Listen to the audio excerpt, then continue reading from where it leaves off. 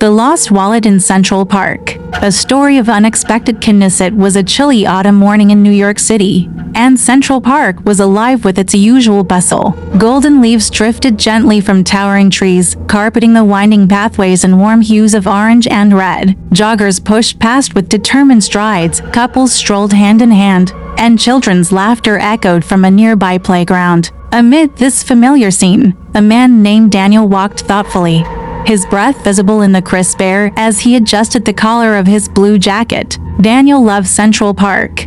It was his escape from the busy city streets and the chaos of daily life. That day, as he wandered near the Bethesda Terrace, something unusual caught his eye. There, lying abandoned on a weathered wooden bench, was a small brown leather wallet. Curious, Daniel hesitated for a moment, then reached down and picked it up gently. The leather was soft but worn, and when he opened it, he found several bills of cash, some credit cards, and an ID card belonging to a woman named Emily Thompson. Realizing someone must be frantic to have lost such an important item, Daniel looked around to find the owner. A few feet away, he spotted a woman pacing nervously beside a lamppost. Her eyes were scanning the ground, and she kept opening and closing her empty purse with increasing frustration. She looked exactly like someone who had just lost something valuable. Without a second thought, Daniel approached her and held out the wallet. "Excuse me, is this yours?" he asked politely. Emily's eyes widened,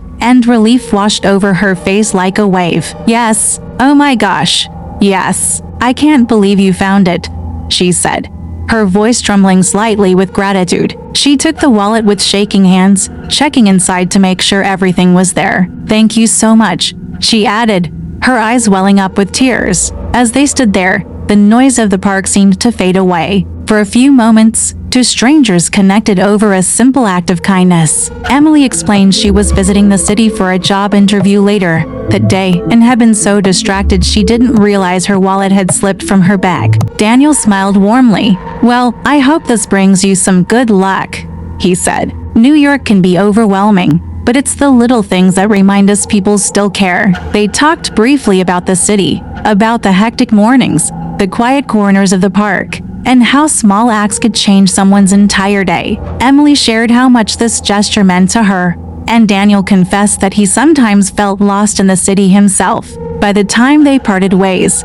there was an unspoken understanding that kindness could create unexpected bridges between strangers. As Daniel walked away, he felt lighter than he had in weeks. The wallet, once a lost object, had become a symbol of hope and humanity. And Emily, clutching her wallet tightly, felt ready to face her interview with renewed confidence. Sometimes, in a city as vast and fast-moving as New York, it's easy to forget the power of connection.